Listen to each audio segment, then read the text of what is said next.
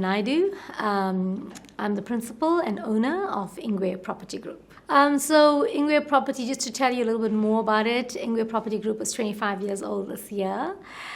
We have 3 branches, and we basically started out as being an affordable home type of market, but now we find ourselves basically servicing any type of clientele.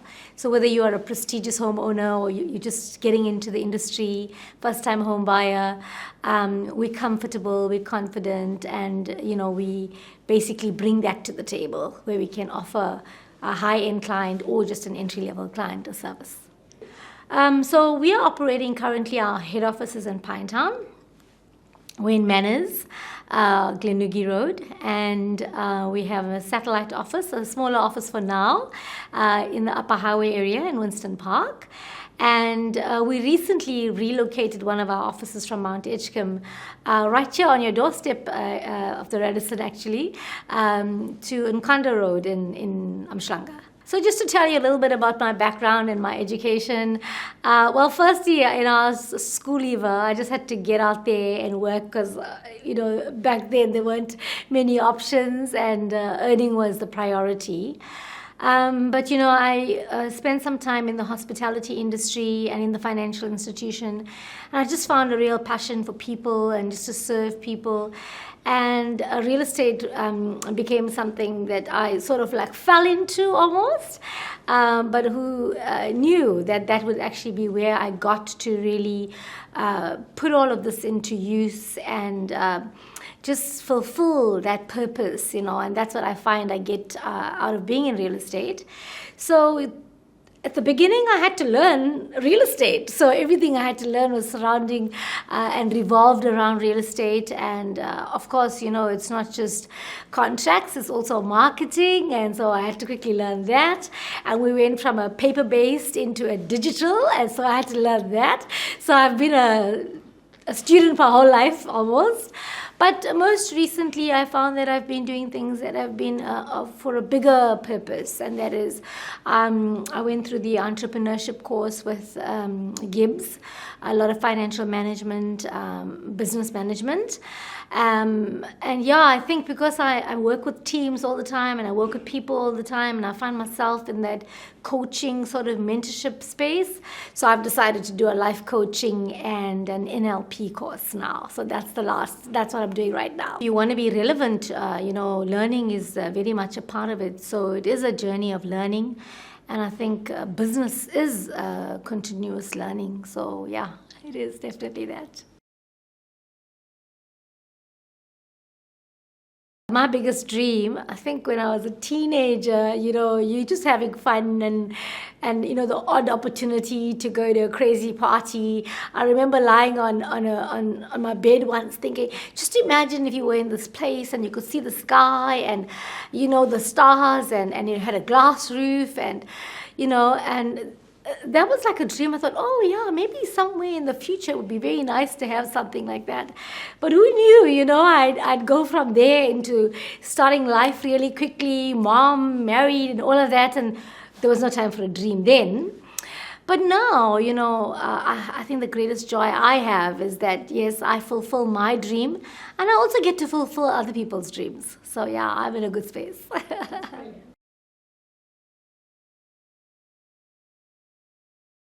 Getting to where I am today, it's kind of like you're at the Red Sea and you don't have an option, There's only one way. And I found myself in that space. So for me, there was no turning back. I just had to persevere. I had to water the grass where I was. And I think having that sort of mindset didn't give me the opt-out, press a button to opt out kind of thing. So getting here has just been a lot of perseverance, a lot of determination. And, they say change is the only constant. And I think I've had to constantly evolve, change constantly.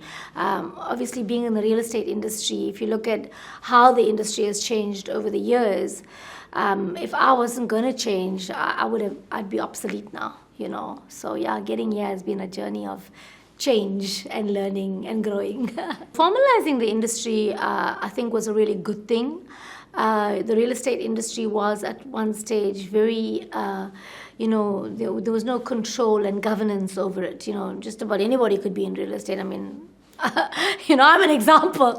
But, I think when you're in it and you realize just how big a role you play and just how big a decision this is, like, you can't understand why it would not have been formalized. So yes, now it is a very formalized industry.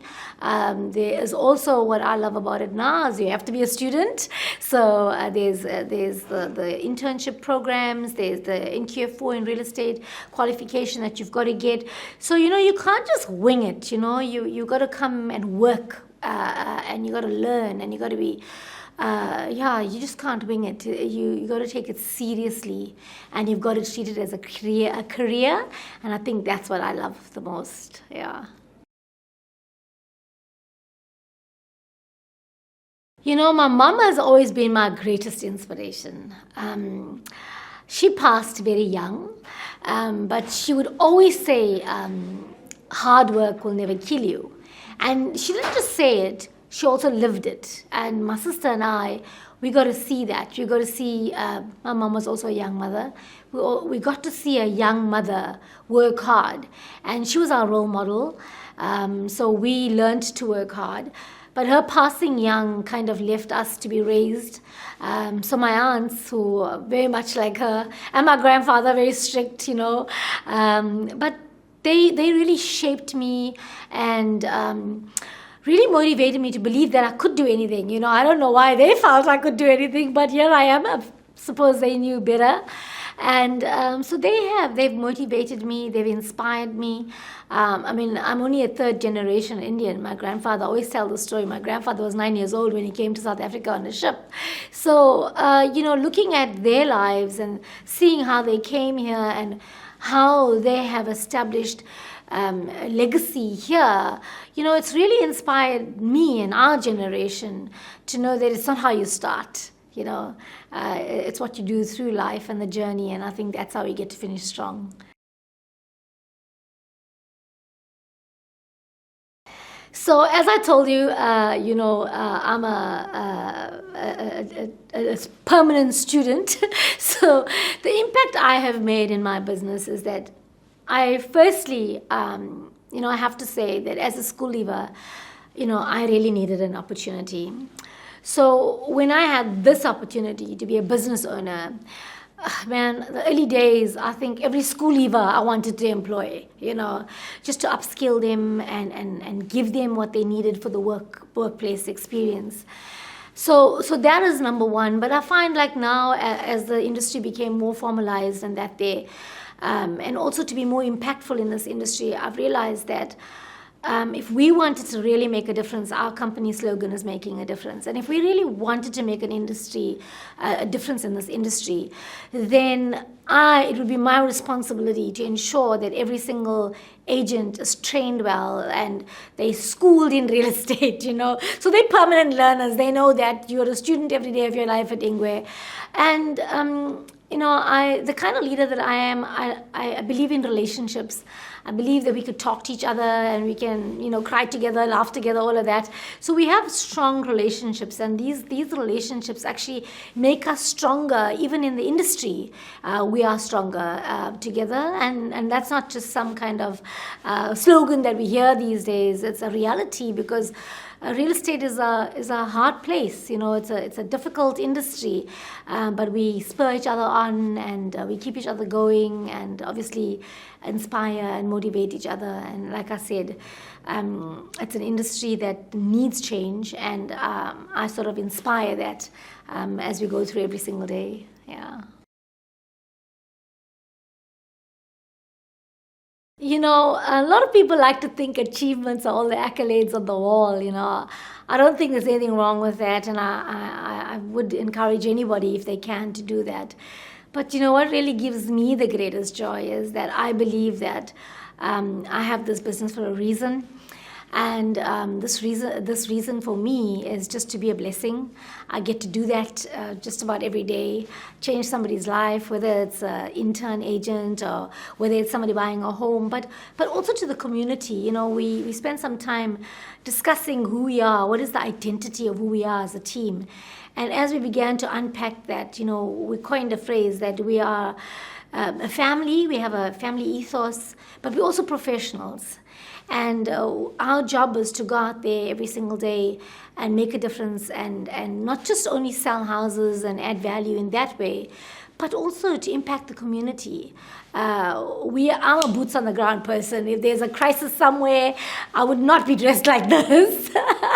I'll rock up there to get my hands dirty and, you know, whether, like, you know, my most recent recollections are just the pandemic and the flooding and the, you know, the unrest, and now Tongaat recently.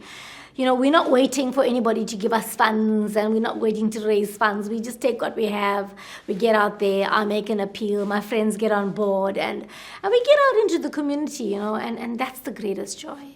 And that for me is what is the greatest achievement of being a business owner for me. Yeah.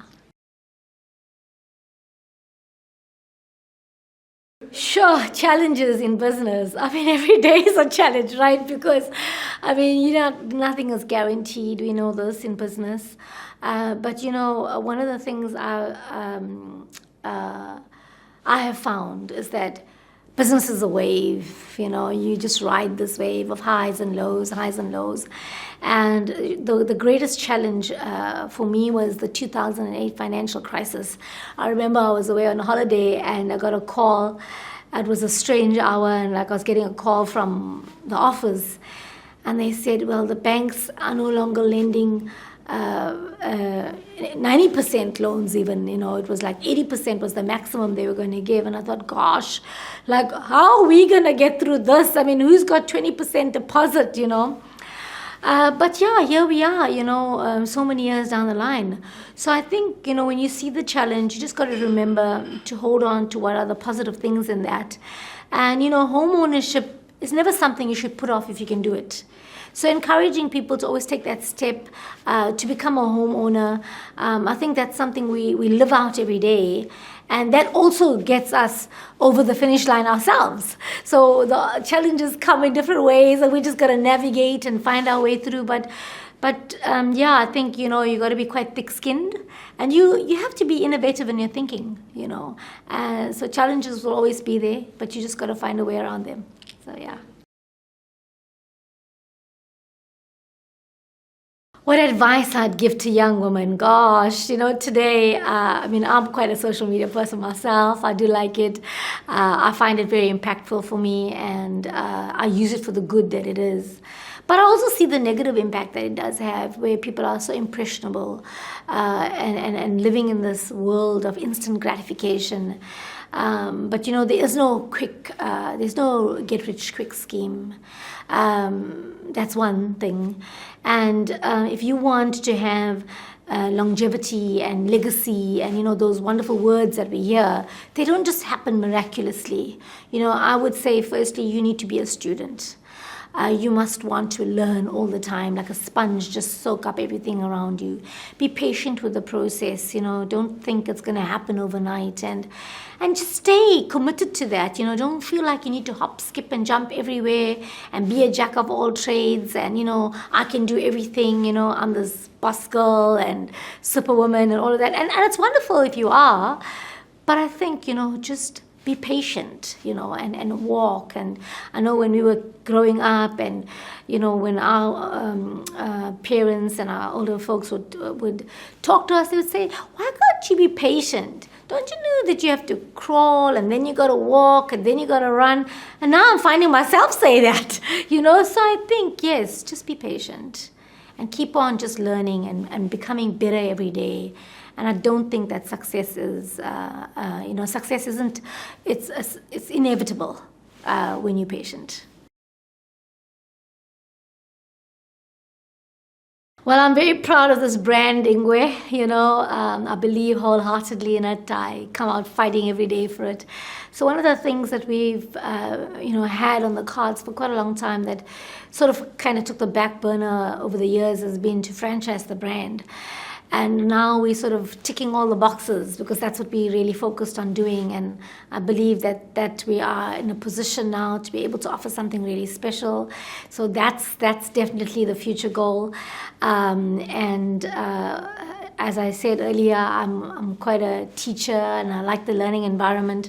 So we took a lot of time to ensure that our learnership and our NQF4 real estate qualification has been recognized with CETA. So we now offer a qualification in real estate. So effectively, we now have a licensed training academy. So yeah, I'm hoping to get lots of young people through there. I'm hoping to see our industry change. Our industry isn't as diverse as we think it is and as diverse as it should be. The numbers are quite astounding. So it'll be nice to be pivotal in that, to play a role in changing that and contribute to this diversity and see a more not just colorful but also youthful real estate industry. Real estate is always like some retired school teacher or somebody retired. It's always had that sort of stigma to it. But now it's a career, and anybody who wants to pursue a career in real estate can, and I'm hoping to be at the forefront of that. Possible to relax. I don't know if the word relax is the right word. So I'm quite an energy bunny. I have so much energy. Everybody asks me like where do you get all of this energy from? But yeah, I think firstly I'm very youthful, very energetic. I thank the Lord for that. I am a Christian. I have my commitment is first to the church. I love it because there too I get to make a difference in people's lives. So that's number one. And so I run, I box, I gym every day almost, and I suppose that's my relaxation time. I get up at 4 in the morning and I'm usually ready for work at about 8 o'clock, anytime after 8. So that's how I relax.